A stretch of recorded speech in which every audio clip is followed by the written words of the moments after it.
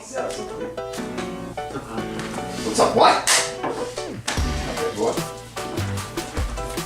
I mean, what an fucking appropriate shirt for you to wear. Oh yeah, all the time, every Sunday. But it's fucking saucy, dope. Couple things I want to address now. Like, let's figure out a couple of things here. I was telling Ike before, basically, so how this is gonna work is see how like you have the computer and the TV here. I want to have you have like a mic, but I only want you to like speak when you're like addressed. Like, you know what I mean? Speak when spoken to.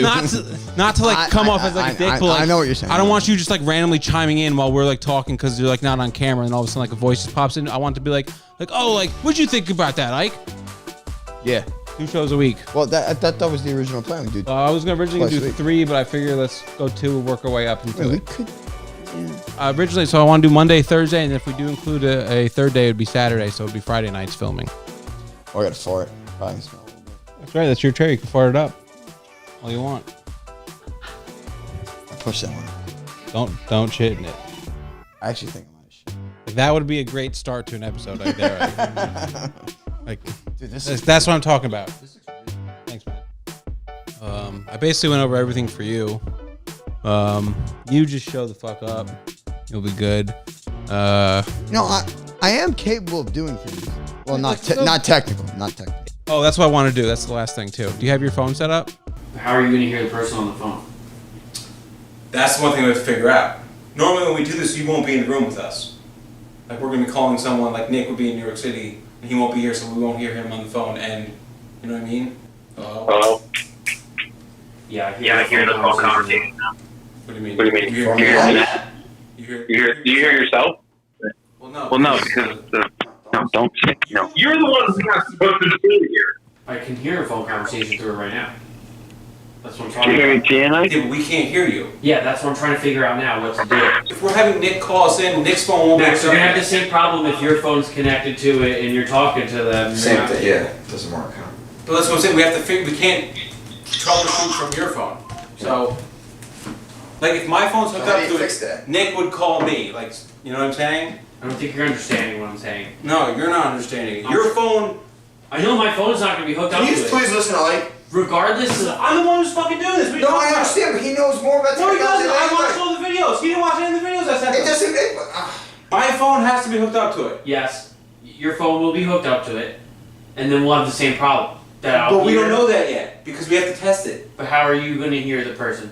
Okay, the person is not going to be here. Yes, I know that. I know. And I'll be able to hear them through the phone, which Yes, is what just which happened. we have to figure out how. Yeah. But with your phone, it's not going to... We can't do it. We can't test it that way. What are... You're fucked up. How? I literally just said the same fucking thing to you. I would have to hook my phone up to it. That's all I'm saying. I don't get the problem. Alright, we'll hook your phone up to it, and we'll see if it works. Well, we can figure out from there how it works. Okay, so I can't hear you, but you can hear him, right? Yes. All right. That is exactly what I was saying. Yes, but now we can figure out how to do it, is what I'm talking about. It would have been the same thing. No, it's not, because my phone is the one hooked up to it and calling from it. How is it that I'm No, saying you're not getting it. Listen, You're not getting it. No, you guys aren't getting it. Listen. How is it that I figured it out? Holy shit. Shut up. I'll fucking cancel this whole thing right now. Yeah, it's true. No offense. It's not. Even I figured that out. Here's the thing, though. I watched all the videos on it. Neither of you did. So shut up. That's not what you were Listen, saying. if we're gonna have arguments like this over some dumb shit trying to fucking set this up, I'll just do the whole show by myself. I'll throw that fucking chair out. I'll move the chair in the center, and I'll do the show by myself. I don't get this. Adam's views. Like, I just put all this shit together to have you guys bitch at me right now. I'm not gonna deal with it. I'm yelling, just talk to me like normal human beings. Just Listen, relax. No. I said I need to switch you. No, you don't need to. I want to switch it so I can figure it out from my phone. I can't figure it out from Ike's phone when it's over there. The situation we just had ourselves in wouldn't be that, like, the person wouldn't be calling hooked up. Like, Okay. You know what I'm saying? You would be calling them, and we would still have the same problem of not being able to. And now we can figure it out, which is what I'm trying to do for my, like, you guys literally took what I did and just twisted it into I something know, that but made we no could have sense. figured it out without doing the 6 other steps of removing my phone and putting your phone on it, and then we could have just attached your phone and then knew how to do it already. That's what I was trying to get at. Yeah, but why not just figure it out from my phone when I have an Apple and you have a Samsung and it could be different? Alright, so when we do phone calls, in order to be able to hear the person calling, we're going to have an external speaker. Yeah. Okay, great. Perfect. Gonna hang up? Check Yeah, him you out? can hang up. Yes. You sure? Yeah, go fuck yourself. Yeah, I already hung up. Actually, well, yeah, I'm so fucked. that's only for us to be able to hear and have a conversation. Everything's being recorded through there. Wait, did we figure it out? Yeah. The best moment of the day, by far, Justin Thomas on the 5th hole. Justin Johnson. No. Or was it Justin Thomas? Right. Justin Thomas on the 5th hole. This was for birdie. He goes to putt the ball, and he's got a good look at it too. I mean, dude, he's got a good look. This looks like it's going in. His excellent approach shot ran all the way toward the back of the green for birdie. Dude, you gotta be fucking kidding me.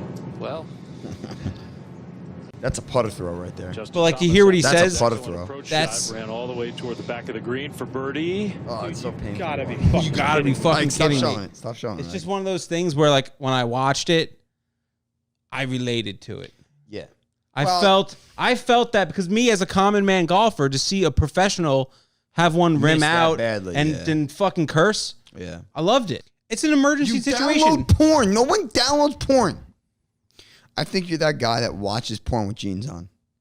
No, I don't even wear jeans. No. I think you watch porn with jeans on because Like to you, suppress my boner? no, because you just want to watch the story. I'm a 14 tabs open kind of guy with all my favorite scenes. Like, I watch all of them, and then, like, I get to, like, the best part of each video, and then it's just, like, roulette. Like, whatever happens. I don't know It's which what one it I'm is. going to It's what- finish it's to. what it is. But It's what it is. one of them's getting it. Well, if you were the real GM, you'd be fired already. Listen, motherfucker, it was a keeper league. I had Jimmy Graham in the 10th, DeAndre Hopkins in the 11th, and Danny Gordon. You're on speakerphone. My wife's in the car. What's cracking, big dogs? Welcome back to the channel. Welcome back to the headquarters. This is the Fade the Public podcast. Make sure you are following the Fade the Public YouTube channel, as well as the actual podcast in the iTunes store, Spotify store, 704, all the stores. Go buy all our shit. Animals House premieres next week, so make sure you are Huge. following the Fade the Public YouTube channel for that. yeah, that was the vlog you just saw. It was a disaster. It was an absolute disaster. Love the passion out of you, though. Animal was That Twitter clip Oh, yeah. was angry. makes me know he wants it. He Angry. wants it bad. He will make it work at any And I expense. did what I do best, and I No, listen. blindly. You blindly sided with Ike on an issue you knew nothing about, he knew nothing about, and I was very upset about Welcome that. to the internet in 2020, except it's snacks in real life. Yeah.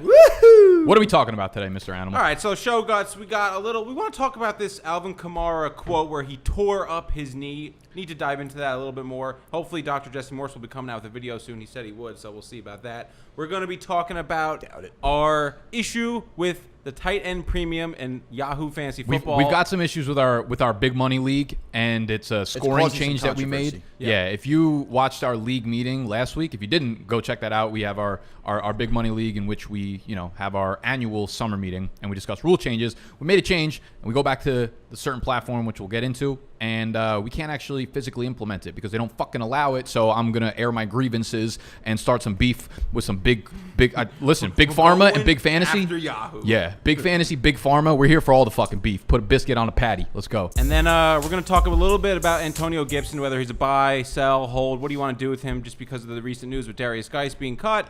And then we're going to sum it up. Actually, no, I'm sorry. We're going to do some guys we love for fantasy football. We're going to give you 3 each. And then we're going to sum it up with a herd of goats. Uneasy Feelings. The guts of this show is going to be the guys that we love in fantasy this year. It's Yes. a little different than last summer because last summer we had been talking about fantasy pretty much nonstop in every episode. This summer, obviously, our content has pivoted a little bit more to the personality side of the brand and the lifestyle side of things. And it's cool because we already kind of knew. I mean, we're in the same leagues together. And we knew last year like who we liked, so we kind of had to shift our targets and shit. And it was kind of annoying drafting together based on having talking together. It did. It sucked. Now For we a don't long really time. know who we like. So Yeah, like it's I good. had no idea who you guys were going to put on the list. So today we'll be talking about 3 dudes that we love in fantasy this year separately. 3 apiece. And then we got our herd of goats. Uneasy Feelings. Heard. I'm excited for this ep. We got a too. Should be fun. jam-packed piece of content slapping you in the face today. Make sure if you enjoy it, hit the thumbs up. Subscribe to the channel if you are new. Cheers.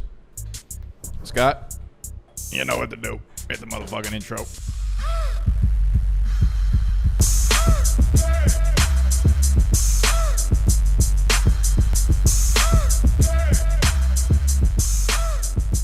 Shannon Gordon. That was technically an AM beer. It's noon right now, but when we cracked it, it was 11:58 a.m. Just want to put that on the record. Nothing better than an AM beer on a Tuesday. What a fucking life. No. what a fucking life we live. All right. Animal. Fucking Shabazz. All right, let's get into this. Shabazz Napier. This What's that guy little- doing? Huh? Shabazz Napier. Yeah, he was a basketball player. Yeah, where is he? UConn, right? Yes. Savage. Went with Kevin Ollie, I believe, right? Yes. Whatever. Go. All right, so let's get into this little piece of information about Alvin Kamara. So the headline is it's from Nick Underhill. Great Saints beat reporter, by the way. Really good if you don't follow him. Got a good name, too. Best in the game. So it says, Just saying. the injury did not require surgery. Instead, the 25-year-old rehabbed throughout the offseason and claims to be healthy now.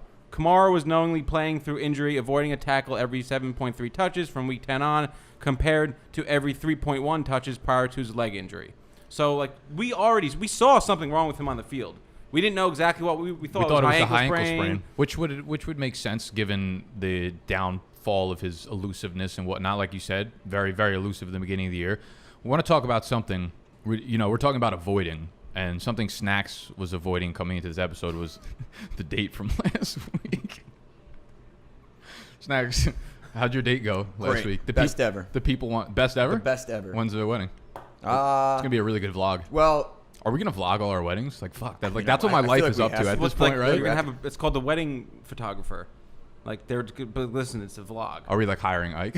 Like do photography, but make it video. but you can't eat. You can't do anything. Just take care of this. By the way, is that TV bothering you guys downstairs? I didn't notice. I didn't notice till you I said actually it, kind of you like the fucking energy bitch. from it, to be honest. That's fine. I was just wondering. All right. Anyways, Snacks' date went great. The wedding's gonna be soon. 2022. Stay looking out for the vlog. Alvin Kamara. Yeah. So you're concerned. One thing here I'm reading that makes me concerned is, and listen, these guys word things differently, so you don't know if it's true, but assuming he's 100% for the regular season after foregoing surgery, which makes it sound like he should have had a surgery and it was like, nah, I'll rehab instead.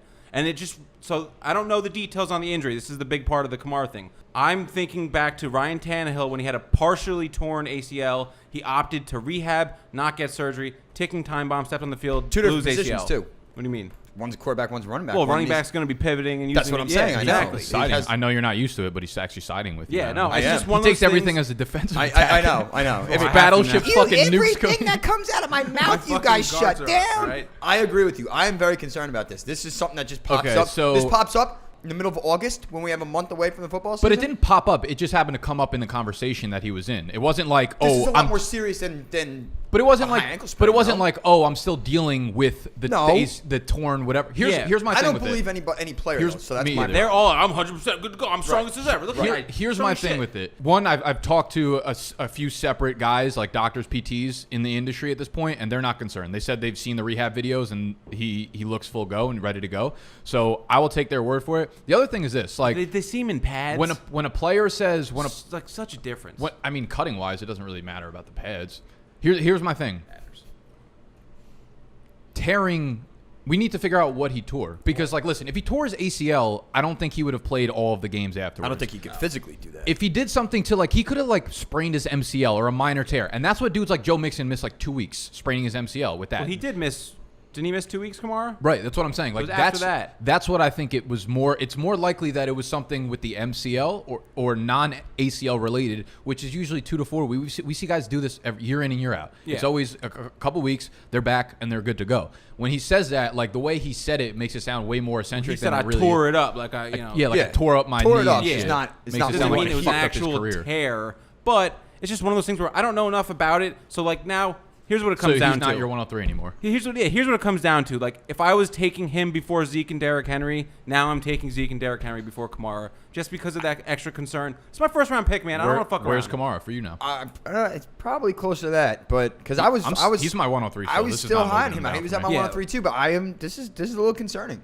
Derrick Henry is over him. I would even, like, if I know Dalvin Cook's playing, I might even consider taking Dalvin Cook over All him right, now. see, I'm starting. I could do Dalvin Cook, but you have to make sure that you reach 2 extra rounds to get Madison. Like that's the only precursor sure. with it. Kamara's still the 103 for me until we get more clarification. Because now that that's out in the air, I'm sure like the beat reporters and everyone's getting bugged about like we need to know more about Kamara. We need to know more about this situation. So I think it will And if come we to see light. some clips and we see him in pads and they're practicing and whatnot, and we get some more validation on it, then I'm sure he'll go back to being. It's just 103 for one me of those too, things so. where, you know, if you have the 3-4 pick and you were looking at Kamara, you might want to just maybe reconsider. That's it. Just know that there could be a risk going into it now. Versus and a Zeke and a Henry behind him are not bad consolation. Yeah, you're not like taking a hit here to take. It's literally just. I don't know. If they said he was still rehabbing from something that he tore, then I'd be like, okay. But like, there was nothing that was like negative about it other than him saying he had an injury. The big problem is we don't know what the injury is, and we don't know if he actually needed surgery. They said you should get surgery, but you can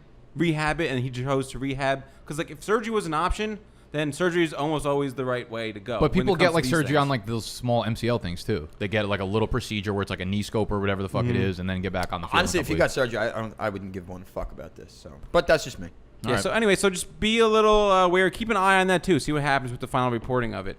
Darius Geis had some issues, beat some women up, and he's a piece of shit, and he got cut. So Antonio Gibson is now. What are you doing with Geis if you're in Dynasty? So I got offered, like I said to you guys last night, I got offered 2/3 and a 1/4 for Darius Geis, and I had just traded a first. I had traded my 112 for Darius Geis last summer or like last year. And I was like really happy about that because I was like, that 112 is going to be Justin Jefferson or some shit. And I was like, Geis is going to be the guy this year. Yeah, so I obviously took an L on that. I'm still hesitant to pull the trigger because Geis could end up with a 6-game suspension. He's 23 years old. Another team will give him a Kareem Hunt kind of chance. But this is what we were talking about last night. The Kareem Hunt situation. Kareem Hunt never had an injury history like this. I think 2/3 and a 1/4 maybe is not enough. If you can get a second thrown in there, I'd probably reconsider that. I just think I don't think his outlook, his future is very bright. No, I don't see him playing like with the way the world's going and people are actually starting to like take some things like more seriously. Yeah. I don't see it's just a bad look for the NFL. But we've also said that for everything that happens. It's true. Every time we're like they care too much about PR to not do anything, and then they just don't really do anything. I just don't see him playing in the NFL again. I think that's a hard stretch. I think you're talking and here's why we're talking about the running back position. So they throw in new guys every year at the running back position. Teams find a random undrafted guy, they put him in there, and it works. You know what it is? If this was quarterback or like a wide receiver 1, it's a different story. You know what kills? Brown, I think it's realistic that he gets back on the field. I think now to get to where we hoped he would be in Dynasty is just it's a Mount Everest uphill battle. Yeah. I think he's a huge. If someone will give you a pick for him, just take it. And run with it. Yes. I think I'm like starting to side with you on that one. I just looking at like first of all, pisses me the fuck off. Even if he does end up playing, is he gonna really be what you want him to be anyway? Now, he's one tear away anyway. So exactly. And that was even before beating the shit out of Wynn. Like I've said this, he was never even on my board. So like this is not an issue for me. Like I never wanted a piece of him just because of the whole injury history. Listen, the guy was made of glass. He runs too hard for his body. His body can't handle the way he runs. Gotta respect that. Who the fuck is he though? He's nobody. Like who's gonna really reach out and try and take Darius Geis and put him as their RB1 in their team? That's what I mean. Now with all the shit, it's just there's so many obstacles in front of him to get to that RB. Because he could have easily, if this didn't happen, he could have been the RB1 in Washington this year. If he was still in Washington, different story. But like he's not gonna go somewhere and take over someone's role. Well, in the middle, he still has a suspension to deal with, and just get rid of him. Get the fuck off. Get Geis off your fucking team. I'm keeping him now. Now I'm keeping him probably official. Probably the right move. He's done. It's probably the right move. He'll be bike. No. All right. No guy. So guys, Antonio Gibson, buy, sell, hold. What are we doing here? I'll hold him. If I have him in Dynasty, I'm fucking ecstatic. Because wherever you got him, whatever you got him, his value just moved up 5-6 rounds. You guys saw my text on Sunday. I was happier than fat kid on Thanksgiving. The problem is with redraft. Okay, the redraft, different story. Redraft, he's going to move up to like the 6th, redraft. 7th round. I'm not touching him. I'm out on that. No I'm out on 6th, 7th round. Dynasty, I don't want him in the 8th or 9th either. I don't want him. Well, if he's starting. Like 9th is probably where I'd be okay taking him. The problem with Gibson is the same problem we have with Geis. Like, talent can only take you so far in the Washington fucking backfield. You know? Like, their offensive line is shit. They're not going to have a lot of goal line opportunities. Like, even if you are involved in that offense, doesn't mean you're going to average anything more than 3.7 yards per carry. You get fucking 47 yards a game and no touchdowns. Like, that's nothing for me. Thank you. Like, yeah, so with Gibson, it's that. Plus, like, I mean, there's all these reports that say he's raw and he needs more work to become he's not really an a running player. back. It's not a running back. It's not. That's the thing. That's We're drafting him in the 6th round because he's fun to watch. Is he going to be the slot wide receiver? Is he going to be the 3rd down running back? Is he going to be the 2-minute? Like we might go week in and week out. So he could start the year as the 3rd string running back in Washington. Like NFL coaches do that to rookies. Like for sure. And 6th round is way too fucking early. Especially in a season like this when you already have a veteran like Adrian Peterson who's like just the words right out of you don't have to worry about AP. Like hey, like you know what to do, right? Okay, like you don't want to have to teach Antonio Gibson, especially with a rookie, a young quarterback in a new system. He's the perfect kind of guy. Like 8-10 plays a game.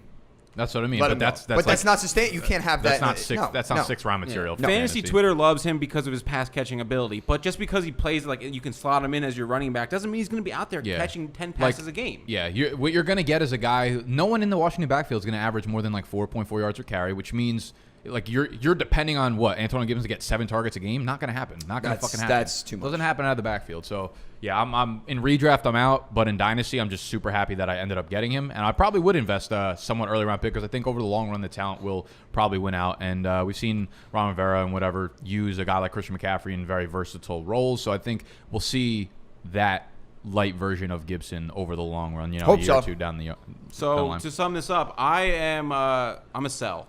I would if I have him in dynasty, I'm selling him. I'm not selling him in dynasty. I don't think you're going to get better value for him anytime soon. Because I think what's going to happen is he's going to play like we thought.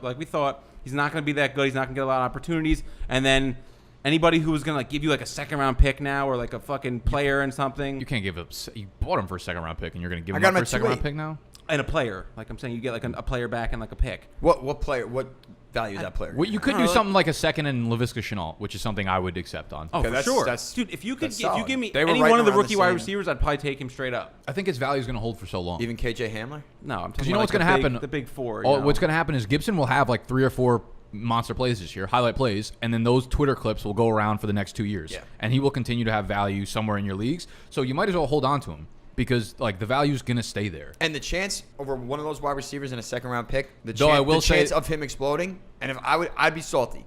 I would like to see what we have in Antonio Gibson. But I will say, like, Mike moved Antonio Gibson. It was a ridiculous trade. He got like 2 firsts. Yeah, see, like when that's you have ridiculous. That's what I'm It talking wasn't about. straight right up. now, It was like other pieces, but it was like crazy it's with the Gibson hype involved. because the fact that people think he's going to come in week 1, be the starting running back, and they're idiots. Take advantage of those idiots and trade him and get everything you can for him. Because in 3 weeks, in 7 weeks, you're not going to be able to get anything for him. I'm telling you.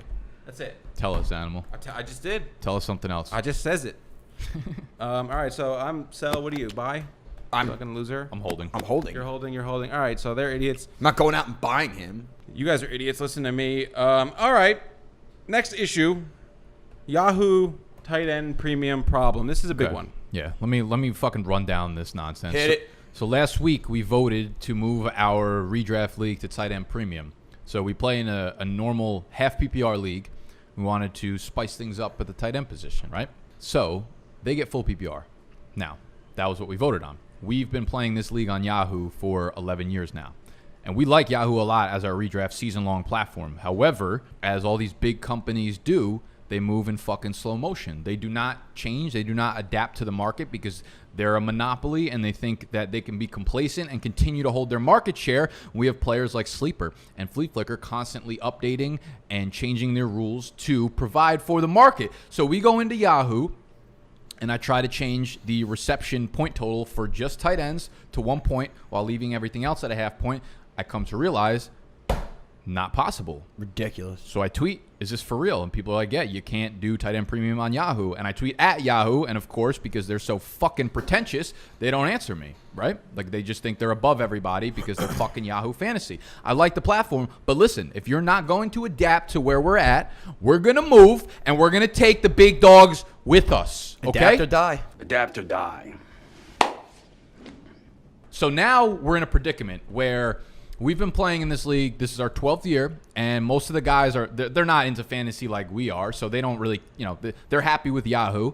And now I think this is going to be a problem because they're going to go into 100%. They're going to complain because we have a couple guys in our league that all they do is complain. So as soon as I'm like, I want to move to whatever, I got like 3 guys top of my mind. I already know this is going to be a fucking issue for. Josh Jacobs. So now I'm like, okay, as the commissioner, we already made the vote. So do I change the league's platform to Sleeper or Flea Flicker or one of these that will customize the rules for us? And I think over the long run would be the best decision. Or do we just stay on Yahoo because most of the league wants it and etc.? Do we go to a vote? Like, what do you guys think? Right now, I want to use my dictator powers and just say, fuck y'all, we're moving a platform because this is the rule that we changed. So I was going to say, since we vote on everything, we're supposed to vote on everything, we bring it up, say, listen, Yahoo doesn't support tight end premium. We voted for tight end premium. So now we have to decide, do we want to keep tight end premium or do we want to keep Yahoo?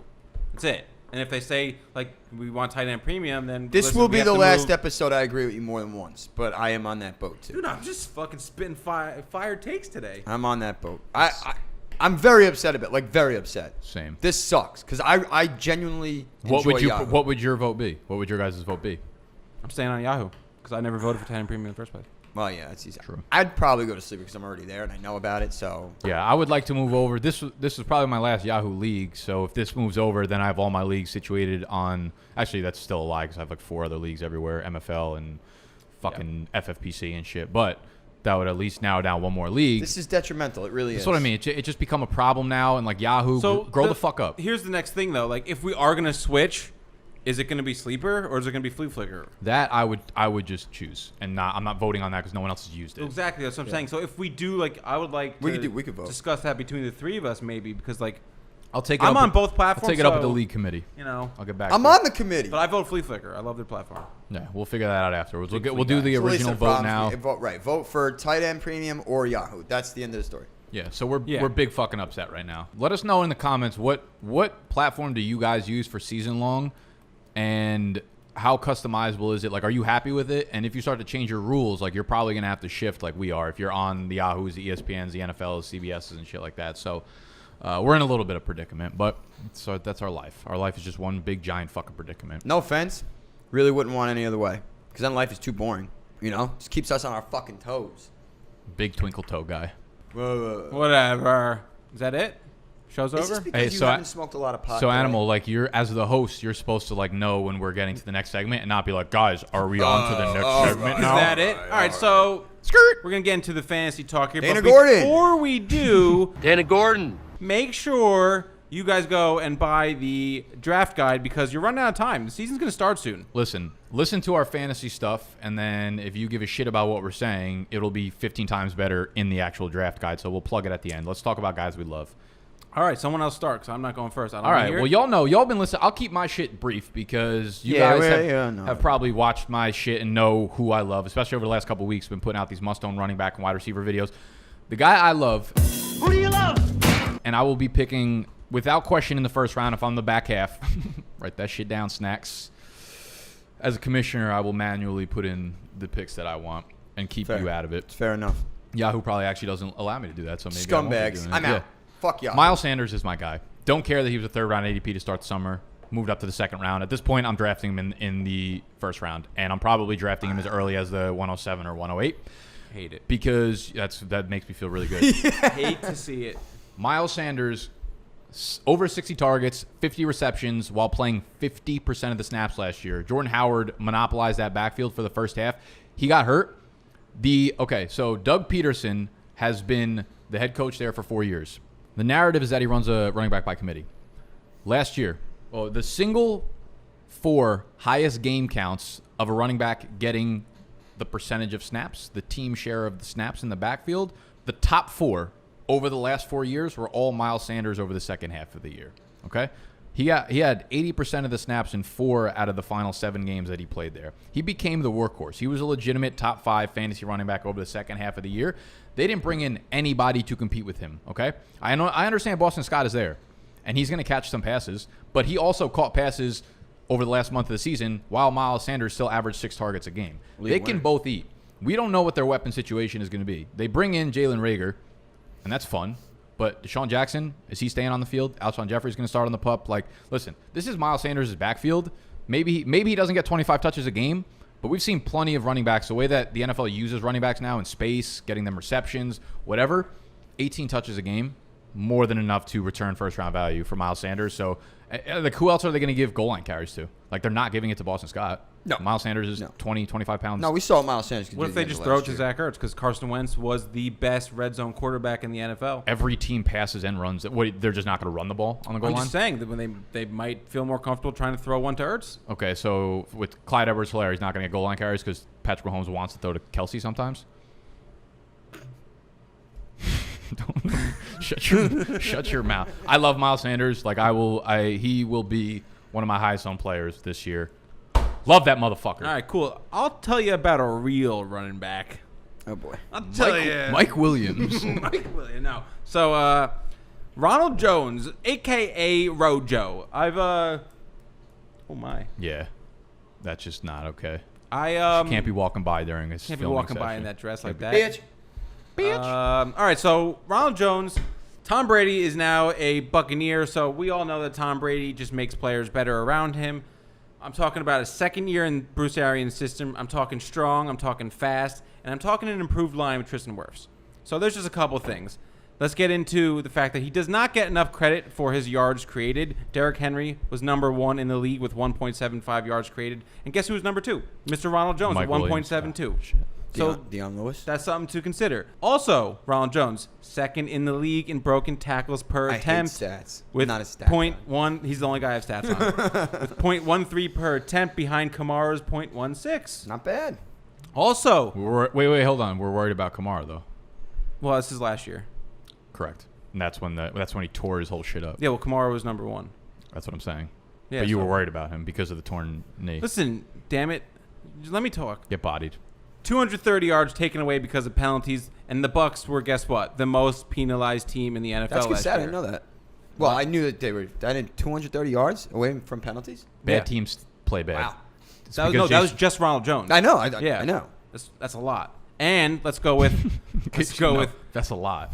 He was second in the NFL in yards per catch for running backs with 10.1 yards per catch. He had 31 receptions on 41 targets, only 1 drop. Listen, I think the what narrative that he can't catch is stupid because he can. What it comes down to is the fact that like his rookie year was a bombshell. Yeah, but he was very immature. And people, dude, he came in as the youngest running back in that class. Yeah. He moves out to fucking Tampa Bay after being at USC. He probably thinks that's the lifestyle that he's going to live forever. Realize he gets smacked in the face by the NFL. And like, you can't live like this if you want to be a good running back. He got mature eventually. And last year, like he was legitimately good at football last year. If you watch the tape, you saw the flashes and the bursts and just like, he can play football. He just needs some more opportunity. And with the height that Keyshawn Vaughn's getting, and you have to realize too, like, we're just going to become a steal. Jameis Winston was constantly turning the ball over. Arians just said. Arians came out a couple days ago, and he was like, "Jones is the guy. Everyone else is competing for like secondary roles and shit." Jones is going to be there. You know, Coach Talk. We always put like Arians is pretty straightforward with this shit. Yeah, he's Jameis Winston. He's the one who said like Jameis Winston. Like he said, like if we can win with this guy, we can. Jones is going to be that guy. Yeah, and I've told you this over the last couple months. I've like slowly transitioned to that bandwagon. I've got him in a few of my dynasty leagues, and I'm happy about it now. And I think like, yeah, man, like he was low key. I mean, it was the big concern was his pass catching work, and like, is he good enough to command the targets? And last year, dude, I mean, like over 10 yards per reception, like he was explosive in the pass game, and I just kept watching him and being like, yo, that was a good play. But it's fluky. It's Ronald Jones. It's fluky. It's fluky. With Jameis and after Winston like too. 15 of them, you're like, okay, maybe. Maybe it's not. Now Tom Brady's there. You know Tom Brady's gonna tell him how to run his routes, where to run them. Like, no, that's it. All those. They're gonna be more run heavy. He'll probably have a bunch of games where he gets like 18 plus carries. Yeah, even if it's like 18 for 75 and 1, like that's good. And the value is still there. When's he getting drafted? What's he going? The 8th round, 9th round? It's not about value. It's just a good pick. No, 8th round? No. He was for a while. He'll probably go. Starting to climb up He'll start now. to go into like the 6th probably. Yeah. Keyshawn Vaughn was going before him in dynasty leagues. That's how dumb people are. Oh. That's how dumb people are. No, it's the hype. It's right after the draft. Anyway, I love Ronald Jones. He's going to be absolute steal this year. Top 15 running back potential. I'm on board with it. I'm all about it. Yeah, I'm with you. I don't like saying that. I want to clarify this. Before the rookie draft, I made a trade for Ronald Jones in our dynasty league and got ripped apart. Well, you gave up a lot for it. You gave up 2-7. You gave up multiple seconds. No, I gave up 1. I gave up 2-7. You didn't give up 1 second for Ronald Jones. I gave up 2-7 and a 3-1, and I got a 3-7 and someone back. I don't remember. I think that's wrong. No, you also traded a guy I love in Kareem Hunt. I did. You did trade him, which I really thought that was a bad move on your end. Well, I drafted Kareem. I did like 4 startup dynasty leagues this year, and I drafted him everywhere. But we're talking about redraft, and I still love him in a redraft league. Clearly, he's the backup behind Chubb, but is he like really a back? He's going to be on the field a lot. I feel like he's 32? He's going to get the receiving work. 32% he was playing in the slot. Yeah. I don't trust Jarvis and OBJ to be on the field all season. Yeah, I agree with you there. I mean, he caught 37 balls in 8 games. Like, he's clearly the receiving threat out of that backfield. We know what Chubb is, but honestly, an improved offensive line in Cleveland. Do you think that's going to factor in enough with Kareem Hunt's running volume? No, you know what I mean? I blacked out. Sorry. I saw that. I was like, what are you doing? I was like, whoa. I just think overall the offense is going to be better. Like, Stefanski coming over, and I know you had a piece in the draft guide that talked about how much screenplays Minnesota ran, the most yards for running backs off screenplays. And with a Kareem Hunt, who could arguably be one of the best receiving backs out of the backfield, I think that's pretty It's pretty such dynamic. a hard backfield to... No, it is. It's impossible, but it's also a funny stat that in 8 games he finished RB2 more than Chubb did when he was on the field. So yeah. My only question is, like, how much does, like, a top 24, 25 finish really move the needle? See, I'm not using the V word. I'm not using the V word. But that's the only reason you like him. If he was going in the third round, you would No, not but even. But never value draft doesn't him. win you things. Upside wins you shit. Of course not. But if Well, I'm going, that's the value, the upside. If that I you're can getting take- a guy in the 6th round. But who where's could his upside possibly- if Nick Chubb doesn't get hurt? decide to go wide His receiver, upside is he's getting receiving work as a It's running not back. upside. That's just a thing. he's going to get And plenty of it. as a 6th round pick, it's upside. Everyone in And if the it's 6th a round is going to if it's get a work. standard league, you obviously don't really care for Kareem Hunt at all. But if I decide to stupidly go like receiver, quarterback, and I'm stuck with no running backs in the 6th round, I'm perfectly okay with taking Kareem Hunt. Yeah, I've started to. I liked Kareem Hunt a lot. I started to kind of fade away from him a little bit because I think there's other running backs there that have more upside around that pick. I just think, like a Rojo.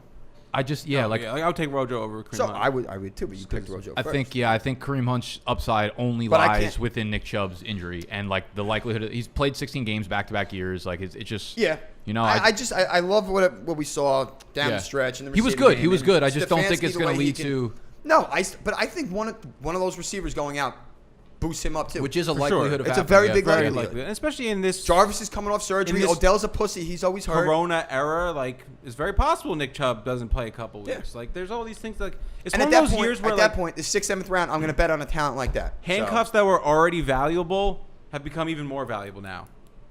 Correct. That's not handcuff round though. That's early. No, you're drafting stars. He is a handcuff, but he's a high priority handcuff kind of guy. He's not like a handcuff, but he's going to be like 5th, 6th round pick. So I think that's yeah, early for handcuff shit. I think it depends on kind of what you do in the early rounds of your draft. Yeah. You know, so if you're going receiver, quarterback, and a super flex, you're gonna probably somebody like him is a good target for your RB1. So Kareem Hunt, cool. You know, cool. He's a scumbag too, by the way, woman beater. But whatever. Okay. You know who's not a scumbag? Dan Jones. Me. Not you. You are. You really are. Allen Robinson is really not. Especially if he's in your fucking fantasy lineup this year. 154 targets last year. I love Allen Robinson. So do I. He's a beast. How many players saw more targets than him? Then Allen Robinson. Wait, how many targets did he have? 154. Michael Thomas. Michael Thomas? Is that it? The only Michael one? Thomas and Julio. Only two that players in makes the sense, NFL. Now, there is a chance With that how many Mitch- catchable targets? there's a lot of wide that's a good receivers question. that saw more of those. I just, this is a combination of just getting an insane amount of volume. Like, that's so many fucking targets. Yeah. And he went so underappreciated. And my only concern, of course, is if Mitch Trubisky ends up sneaking his way into 8 starts this year, it's going to be a problem for Allen Robinson, of course. But he did just get 154 targets with Mitch Trubisky as a quarterback. But we just need to see Nick Foles as the guy there. We need to see Nick Foles delivering the ball to Make Allen you feel Robinson. much more comfortable. It's crazy, man. Like, Allen Robinson tore the ACL, then had the down year the year after that. Last year, though, same thing with, like, Rojo. Like, when you watched him, you're like, yo, I forgot how good this dude was. He's a beast. Explosive, like, making plays with the ball in his hands. I'm just like, yo, I didn't realize, like, how good Allen Robinson really was. And he has never played with a quarterback. No, he went from Blake a real Bortles to- quarterback, yeah. right. Yeah. So last year was like almost worst case scenario, I feel like, for him in that alpha role. And they lose Taylor Gabriel, right? The only thing they bring in is Jimmy Graham. So downfield targets are going to be there. Wow. Like, they bring in no competition on the offense for both, like, a David Montgomery and Allen Robinson. Would expect Anthony Miller to like play this year, so like that's outside of that. It's Maybe. like the only I mean, the shoulder different thing's thing. probably gonna be That's a what I'm fucking saying. Like issue you're again, gonna too. expect him to start, but is he really gonna play? He may or not? get 350 targets. Allen Robinson. That's what I mean. Like, even if is the guy. even if like fucking 60% of them are uncatchable, he's gonna have enough volume to Where where he's he's gonna still produce. stacked up. Like, I don't see any chance where he's going as like the wide receiver 10, 11, 12. I don't see any chance where he doesn't return wide receiver 1 value. You know, Easily. Like, you might draft him as wide receiver 11 and he finishes wide receiver 10, but like, okay, Yeah. there go that man. I'm all in on Allen Robinson. Big. I'm annoyed that he. Like, I wanted him to do well last year, but I'm annoyed that he did so well that like people are gonna be so high. Now Yeah, everybody yeah. knows about him again. Yeah, exactly. It's one of those things. But, He's also a free agent after this year. Yeah, so this is a big year for him. But That's gonna be interesting. You think he's going to? I really think that's a perfect fit. I could see it. They need it. They need that number 1 alpha, and he'd be perfect. who? The Giants. Oh, so perfect. Gary Vee is going to convince him to come to the Jets. I bet they're fucking boys. You said they need that number 1 alpha. They do. Might have one this year. Let's see. I'm gonna go with a guy that I really love. I sure this hope year. so. Mr. Darius Slayton in the 9th round ADP. Like, come on, in the 9th round, this guy has the chance to be the wide receiver 1 on the New York Giants. I mean, you're competing with Golden Tate, he's a great receiver, but he's older, and he's not going to be the guy that you're going to rely on for Daniel Jones to become his wide receiver 1. So it's not going to happen. You want the younger guy like Darius Slayton. Missed the first 2 games last season, still had 740 yards and 8 touchdowns. 8 touchdowns. You look at any other year, you're like, holy shit, what a rookie year. Yeah. Any other year, but last year was just monumental. Everybody had a bullet, yeah. When you have the god Terry McLaurin, the god fucking... Well, exactly. You had a lot of rookies that just went off last year. So, like, Darius Slayton was completely underlooked. Like, he was an unknown. He was, but he had, not by everybody. There was he was a big play guy, so there was a lot of games where he didn't even have 5 receptions, and he still had like 18 fantasy points or whatever it may be. He's very reliant on that. So, but the thing is here, I'm looking at 4.3 speed, solid hands, and a real opportunity to take the wide receiver 1 role. I'm an opportunity guy. I'm a value guy. I love the opportunity that he's going to have a chance to get peppered with targets by Daniel Jones because, as we know, the Giants are not a very good team this year. Most likely, they're going to be playing. They're either going to be throwing a lot. Don't cater to him not being angry at you. Say what you feel. Giants aren't going to be that good. 7 seed. They 9 could be, and 7. They could be playing from behind or playing in tight games where there's a lot of scoring going on. So, lots of opportunity, like I said. And Daniel Jones, not afraid to throw it. The guy just fucking... Beast.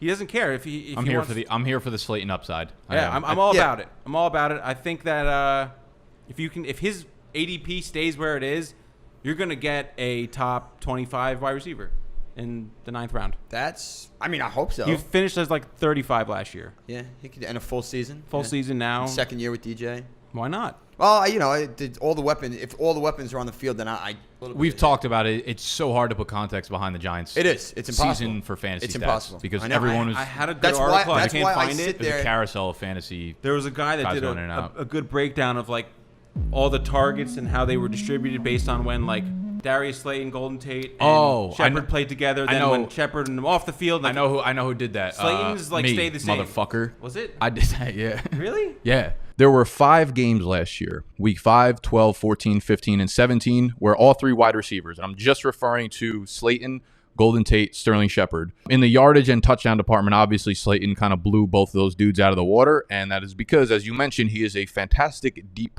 threat. Now, Slayton was really good. I read that, and it was all I didn't do an article. I posted like a chart off that of article? Excel. Yeah, I didn't. No, I didn't. I test wise. I told you I don't think he's that kind of alpha guy, but the opportunity, the value, everything is there. When you're that late in the draft, you look for upside, and Slayton certainly has that. He has plenty of it. You know who doesn't have any upside, but he's gonna receive about 190 targets this year because there's really no one else to throw the football to. Adam Thielen. I'm going back to the round, baby. I'm back. Thielen's bike, baby. I'm back, baby. Adam Thielen. He hasn't been good since I worshipped him. So guess what we're going to do now? We're going to worship him again. Diggs, get the fuck out. Jefferson, unproven. Who the fuck is he? We have no idea. Thielen's back. He was injured last year, but he's never had an injury history, so I'm not concerned. He's going to bounce back just fine. He's going to get 150 targets, minimum. There's no one else to throw the fucking ball to. That's what I'm saying. Like There's literally nobody to throw the football to. He's like the Miles Sanders of wide receivers. It's the perfect opportunity. It's pure volume. Right. You have to throw up. No. Look like he was going to poop. Look like Steen. No, but it's the perfect storm for Adam Thielen bounce back year. They're going to be a run heavy team. We know that, obviously. But Kirk has to throw the football to somebody, and Thielen is going to reap the benefits. Peppered, right? Peppered with targets. Thielen's back. I'm back. Huge fucking year for Adam. We're all biked. Let's go. He was also a beast last year before he got hurt. I know. The volume wasn't there, but he was, easy top 10 wide receiver. He's clearly Kirk's favorite touchdown. That's the thing. Like the chemistry is so there. We've seen him play at an elite level in the NFL, and it's not like he's dropping off because he's losing athleticism because he never fucking had it to begin with. Yeah, I see people. Oh, he's age 30 season. It's like he's played. Stop. His workload is like 24 years old. 30 and I feel great. Yeah, exactly. Yeah, see? No, Adam Thielen, love him. We're all back. Do you think you'd command a single target if you played a full 16? A screen. You're an outside wide receiver. I'll take an outside. You're an outside wide receiver. Yeah. Are you commanding any targets? No, I'm a running back kind of guy. No. I'm not giving you that option. That's not the question. No, I'm not commanding targets. The full 16 games. I'm blocking. Getting bodied. I'm just gonna block guy every 5 yards. Fucking. I'd get a target. Who's the Bengals cornerback that's always in trouble with the law? You would get a target. First of all, wait, hold on. Who's the Bengals cornerback that fought somebody in an airport last year? He's perfect. Pac-Man Jones. Pac-Man Jones. I would give up 51% of my equity to see 10 routes of Animal versus Pac-Man Jones on the field. You'd get him. He's getting old. Get him what? He'd get him. Get him with what? You'd get by him. You'd burn him. That would be the best day I'd of my have to life. try and run through him, and I still probably wouldn't be able to do it. Yeah, I don't He's think got so much weight on you. Like I know, even how this guy's small he is, he's probably a humongous athlete. I'd love to see him just punch you straight in your face on the first route. That'd be a little harsh. It's one penalty. We're good. It's not something that's out of Pac-Man Jones' it's not aggression. that crazy. But Adam Thielen, good ball player, back. Lock him up. Me? You? You, baby, you. Ooh, I don't know who to pick. You, I got baby, a list. I got a list of like 6 guys. I have 2 guys, and I might not pick either of them. So I've talked too much about DJ Chark. If I can extend my list, I would put DJ Chark, Terry McLaurin, DeAndre Swift there. But I'm gonna go with Darren Waller. Darren Waller's getting a lot of hate for the. Wait a minute. No, go ahead. Sorry. You want no? No. It's not about Darren Waller. I just think we. Then shut your mouth and know your role. I see what we're doing. Yeah, we're in on Vegas, baby. I mean, Vegas, I baby. I can pivot. Pivot. No. Fuck it. Why? It's the Raiders, baby. Oh, well, he wasn't my third. Yeah. I thought he you was. had- That's why I oh thought. no, you switched. Oh, Right. you did. That's right. Anyways. My bad. My bad. Sorry about that. Shut You the can fuck take up. that out. Yeah. Darren Waller. So Waller's one of those guys where everyone needs to convince themselves that he was too good last year, that now he's going to be bad. Like, that's what I think with Darren Waller. We're seeing this with so many players. Like, oh, he was the only mouth to feed there. And it's like, okay, they bring in a couple rookies now. Like, so what? I understand that Brian Edwards, polarizing prospect. Henry Ruggs, certainly a polarizing prospect. And sure, they're going to elevate this passing game overall. Derek Carr has been wildly underrated in terms of statistics and accuracy over the last few years. Darren Waller racked up an insane number of yards last year and was amongst the elite tight ends. He had 3 touchdowns. And someone like tweeted out like, concerned about Darren Waller's involvement in the red zone, and for someone with that many targets, he was like amongst the bottom league, whatever. Darren Waller literally led the team. Doesn't sound very intelligent. It was something like his involvement in the red zone is really concerning, and I was like, he literally led the team in red zone targets. Like, I don't like the Raiders' red zone was concerning. Like. Yeah, exactly. I was like, I don't know what to tell you there. Darren Waller was a guy that when you look at it, he's what you look for in an upside explosion type of tight end. He was like top 3 in yak, top 3 in yards per reception, yards per target. He makes plays with the ball in his hands, and he could stretch the seam and go for like a 40-yard touchdown catch. You don't have a lot of tight ends that do that. You have the guys like Zach Ertz and like the Mike Gesicki's who pile up volume, and Hunter Henry's, and hopefully are involved in the red zone. But if you can't predict that, that's not a good pick. Those guys get the ball and then fall down. Darren Waller is a guy who commands a lot of targets, as we saw last year, and still makes plays with the ball in his hands.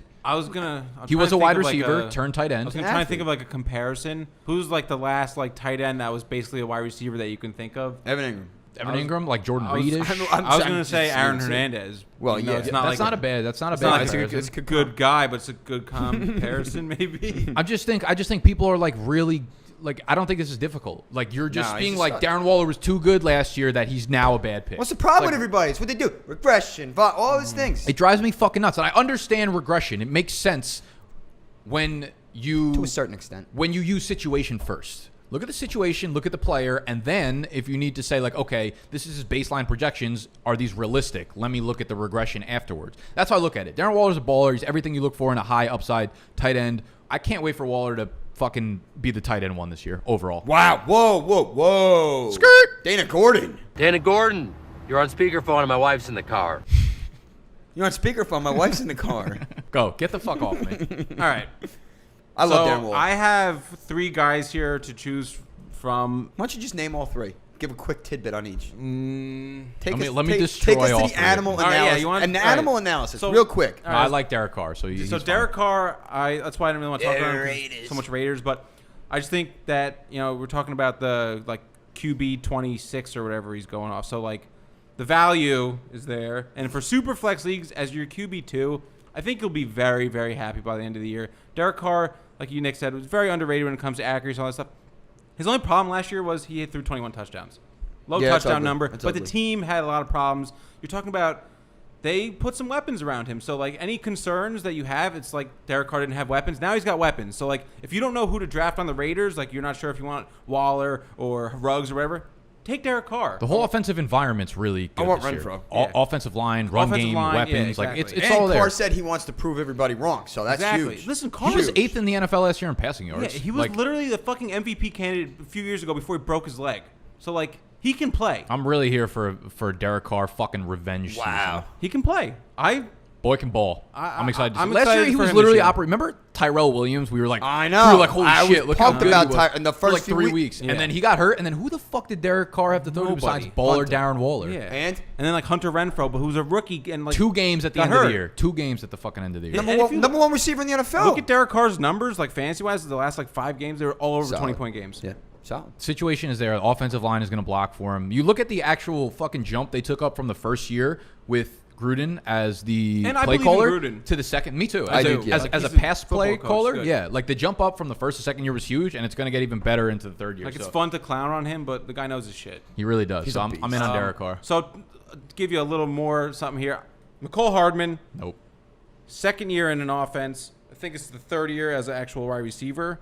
Fast. We know that. I would bet that his routes have improved because Andy Reid obviously wants his receivers to be able to run routes. He only started 5 games last year, but he shared time with Demarcus Robinson and Sammy Watkins. Here's my thing. I think he's going to eventually, if not earlier in this, he should do it very early in the season, take those roles away from Demarcus Robinson, Sammy Watkins, take targets away. Here's what I want from him, and here's why I like him so much.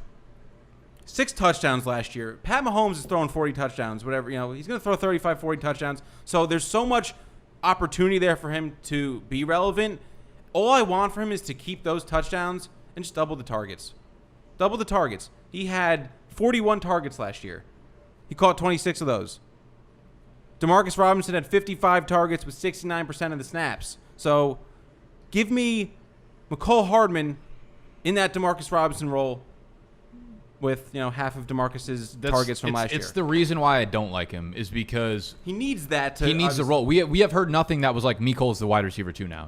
He got completely phased. It's good in theory. His only couple good games were when Tyreek Hill was hurt, and then over I said this stat to you before we started, which is why you fucking switched your guy. Yeah, over the last 9 games of the season last year for the Chiefs, Mecole Hardman saw 11 targets. 11 targets over 9 games. The guy wasn't running routes. He was completely the wide receiver 4. I could do that. And what has changed other than you want him to be the wide receiver 2 now? It's great that you fucking want him to be, but listen, there is a pecking order here. Well, he did run a lot of very long routes, and you're talking about Pat Mahomes' offense. Sure. He had the most slot receiving what can yards you do with per that in route. season long? Like you're gonna put that guy in your lineup. This is my issue with him. It's there's obviously you're This getting is the guys we love episode. You better not come in here with fucking issues. Oh, you better come in here with facts and fucking positivity, or get him the fuck off. He was my 4th guy, so this isn't like I'm just. He was number 1 when you first started it. No, he wasn't.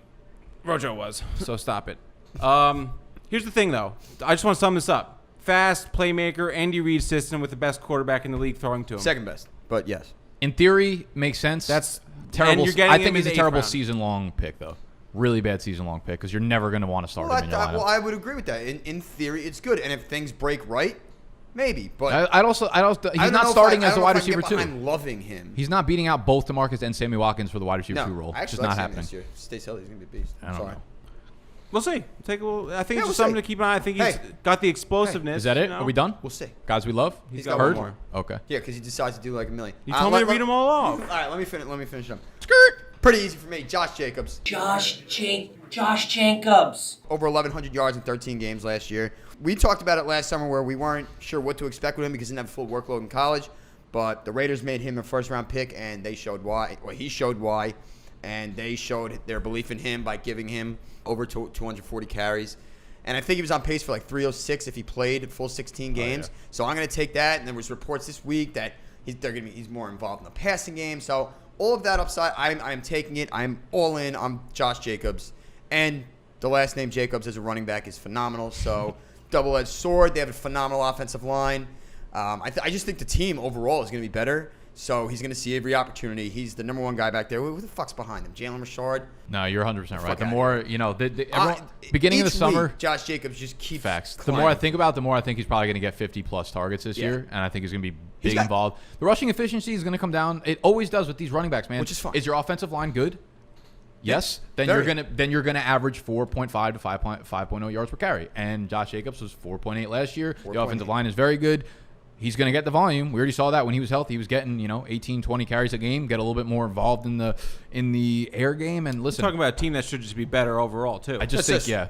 Just what I'm saying. Get a workhorse in an up-and-coming team, and you're good to go. Josh Jacobs is a no-brainer, back half of the first round pick. Oh, yeah. Too All right. fucking easy. Very good. Those are the guys we love. Hopefully you love them, too. Drop some comments down below about guys that you do not want to leave any of your drafts with. We will pick 2 draft guide winners if you comment down below, as well as follow these 2 fucking beautiful, beautiful souls, my co-host of podcasts. It's good, right? There's a lot of negativity in that last section. I had to switch it up. Threw me off there. Yeah, so follow these 2 guys on Twitter. Make sure you comment down below who are some guys you love this year, and we will give 2 draft guide winners away in next week's Fade the Public episode. Heard?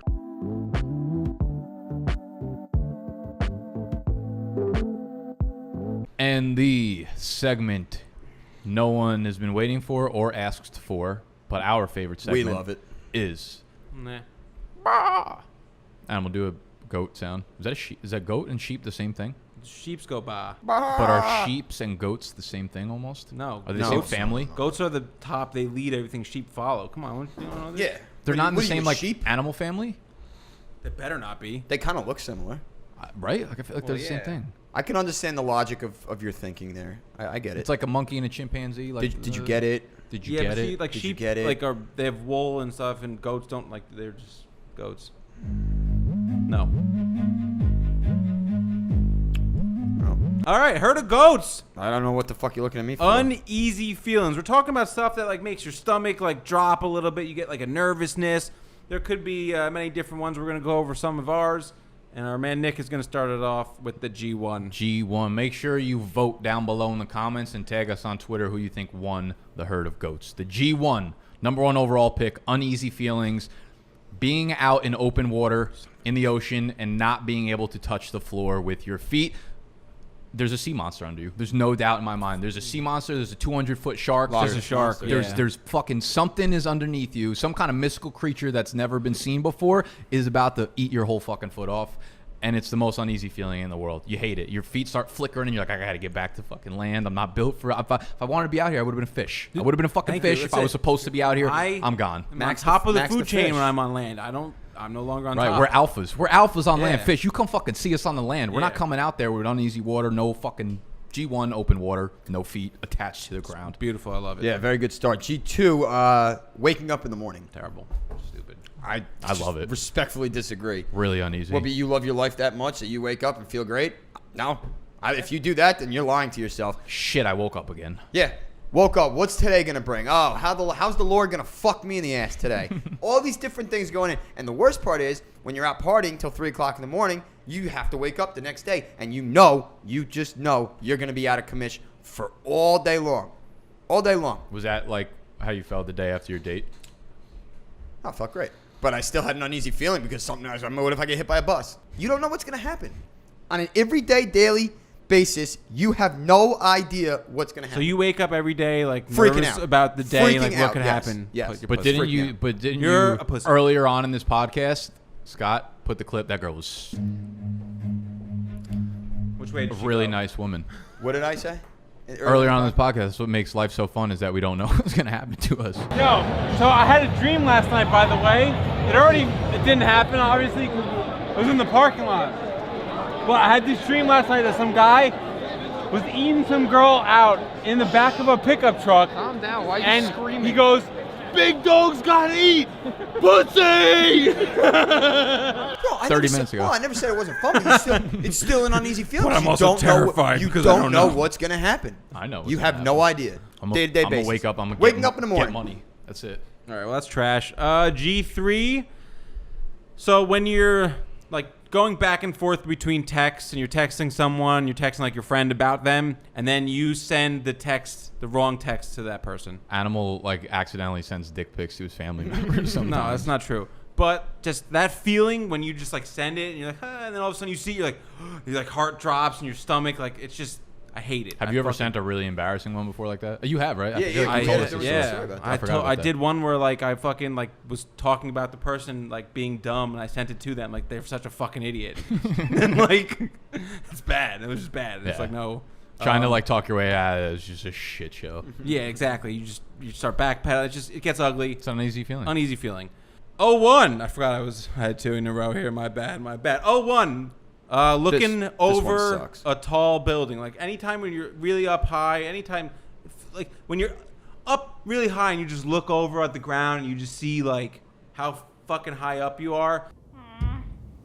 I think I see my dad. My stomach drops. I get very nervous. Didn't you just a few minutes ago call me a pussy? Listen, you're a pussy because you wake up I and would you're scared. I would much rather look over a building. 30-story building and I get a little scared. I kind of like it. It's exhilarating. You're an idiot.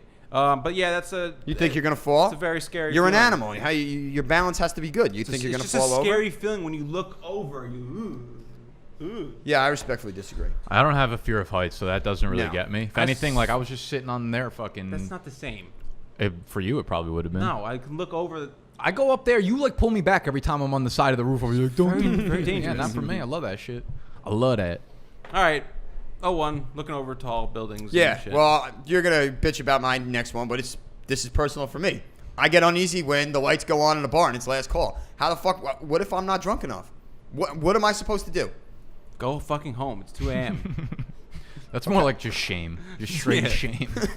You guys want to switch this up? Most shameful feelings? No, you're going. Yeah, that's your theme it's an uneasy feeling for me because I have to make sure if I'm going to go out that I have to get to peak drunkenness. If I don't get to peak drunkenness, then the night's a sham. It's a waste. I wasted all that money. So if I'm not there and they call last call and I can't get any more, I'm feeling sick to my stomach. And that's not what you want. And I don't like to go home at 2 a.m. 3 a.m. minimum. A deeper issue here, but yeah, go ahead.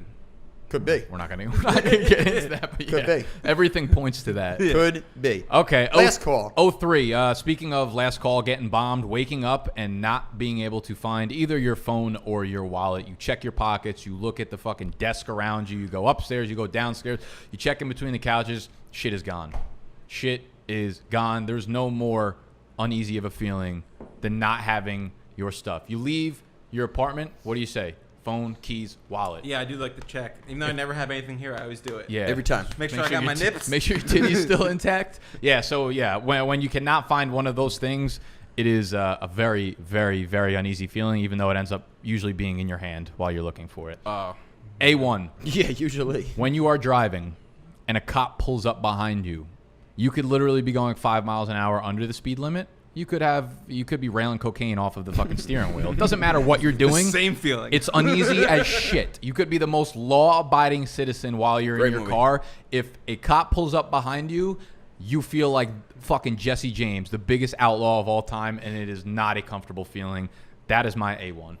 Yeah, it's never a fun feeling. It's also not a fun feeling when, listen, I'm sorry to all the thousands of ladies that watch us, but when you got to go number 2 and you're not in your own bathroom, you're in your own home, the comfort zone for every man, you're somewhere else. It's not fun. You feel weird. You're going to stink up this person's bathroom. It's going to, what if you clog the toilet, then you're a piece of shit. Literally? That was a great pun. You're a piece of shit. That wasn't bad. That was pretty good. Taking a shit in the comfort of your own home is as beautiful as it gets. So when you're not around and you got to go, let me ask you. Not great. Let me ask, I guess, both of you, because this is actually not something like in someone else's house. It doesn't. Or in public. In public. Well, what's worse for you? One in a public or one Public. in someone else's home that you know? Like Public. You can't do it in public. Public. See, here's my thing though. Because public is more disgusting, but what's more uneasy? Public. No. To me, it's somebody else's home. Public, I really especially don't if it's a small home. If it's like people all chilling in a living room and the bathroom's right yeah, there. that's different. You know, like in your basement, like when you can't. If you need to take a shit in my basement, everyone knows. You have to hold.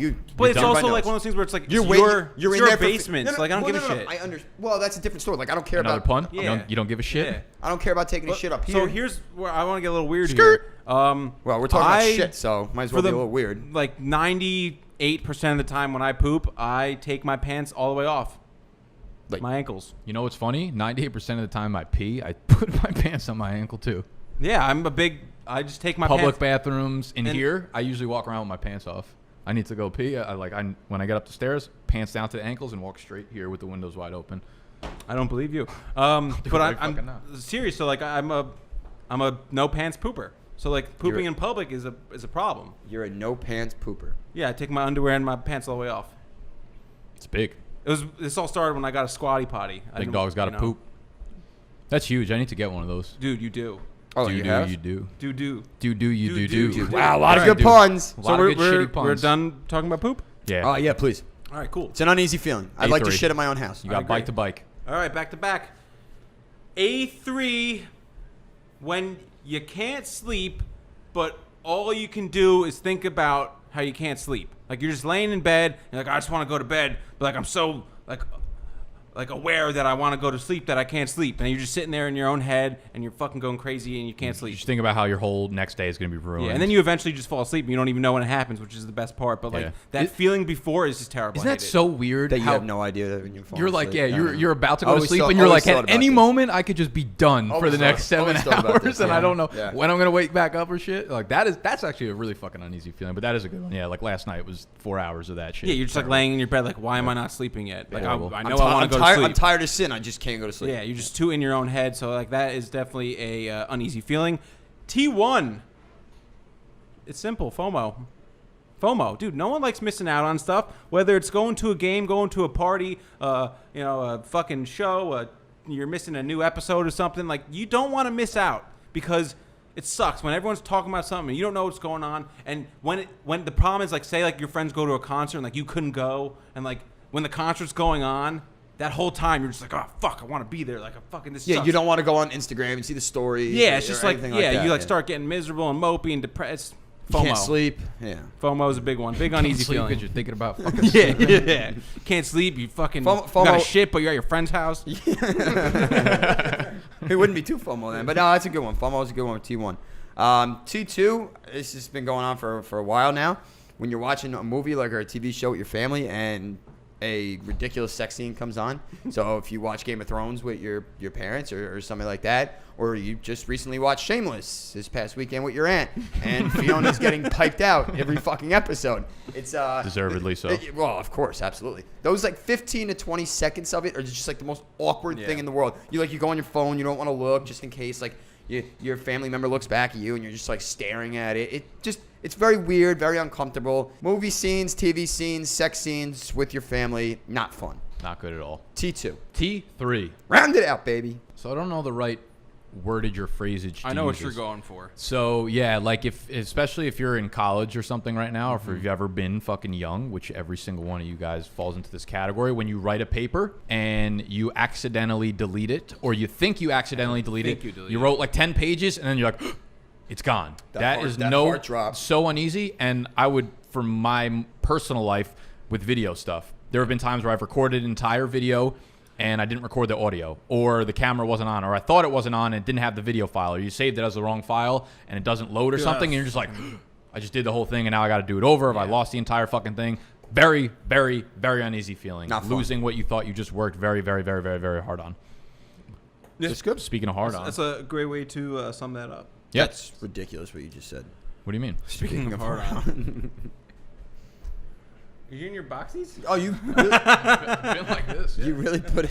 Fucking, Fucking we're pants living to the ankles crew, baby. All right, well, that was fun. That was Herd of Goats. That was the show. Dana if Gordon. you liked it, please subscribe. Please comment. Dana Gordon.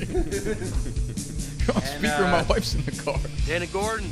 That is all. So have a great weekend, Thank everybody. you all. Make sure you subscribe to the Fade the Public YouTube and podcast. Make sure you hit the thumbs up if you enjoyed the video. Make sure you subscribe to my YouTube channel. Make sure you go watch another video on the channel because we need the watch time numbers to go up. We love you too. Good night, New York.